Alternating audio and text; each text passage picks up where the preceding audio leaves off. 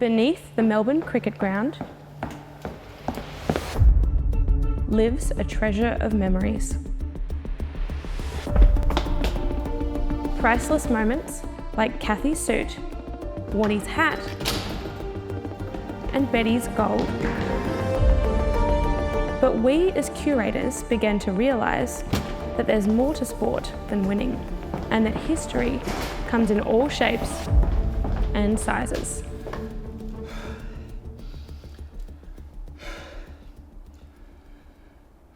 I've got a problem with Fatso.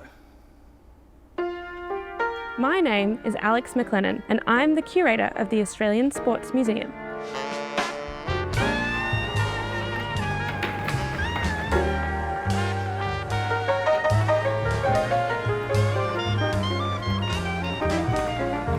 Fatso was an alternative mascot to the Sydney Olympic Games. Roy and HG put together a show that launched just before the Games, and they released their own people's mascot that represented a figure that wouldn't become as commercialised as Millie, Sid and Ollie.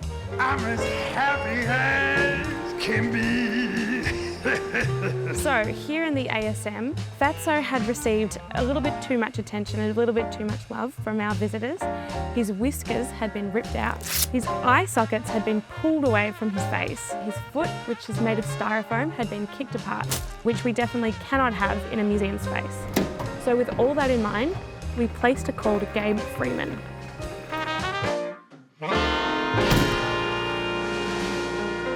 Welcome home, Fatso. You brought my boy back. If I get his front, do you want to get his bum? Gabe is a specialist Oh, yep. in creating all sorts of weird and quirky characters, and who is in fact the person who built Fatso for us originally. Oof. Yeah, he's quite dusty. He does need a wash. Yeah, well, actually, I don't really follow sport, but I love comedy. Oh, look at that. So I do remember watching Roy and HG with Fatso. They make me laugh. So the Australian Olympic Committee have licensed the boxing kangaroo as their team mascot. I actually paid $7.95 for one of those at Target for my 6-year-old grandson.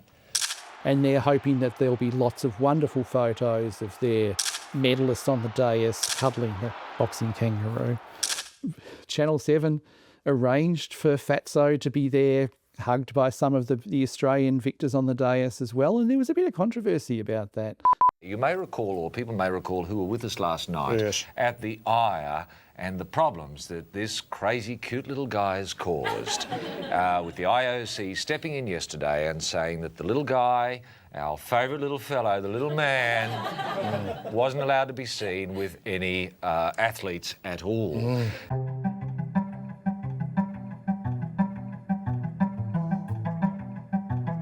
I think there was, well, let's just say there's always, where there's money involved with these sorts of things, there's always issues and tensions, and I think there probably was. It started off slowly and then built up a lot of steam very quickly. One thing's lead to another, and you end up with the IOC being asked questions about Fatso at a press conference. I'm not aware of banning Fatso.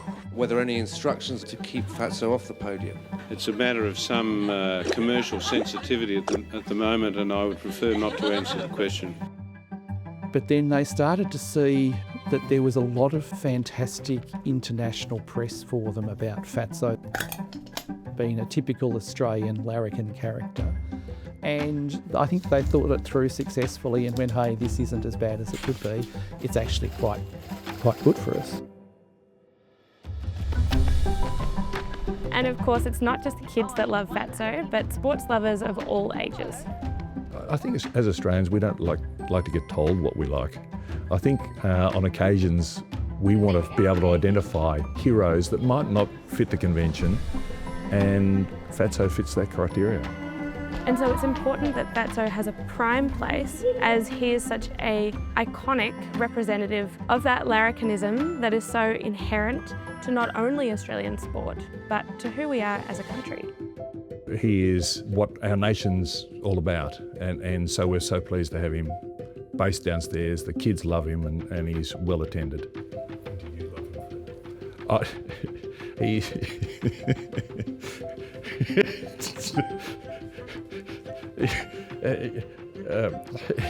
he's loved by all.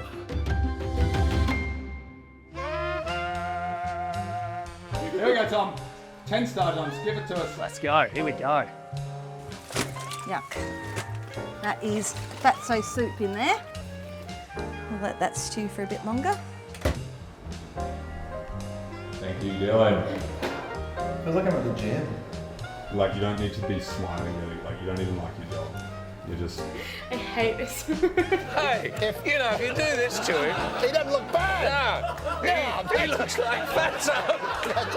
That's Fatso.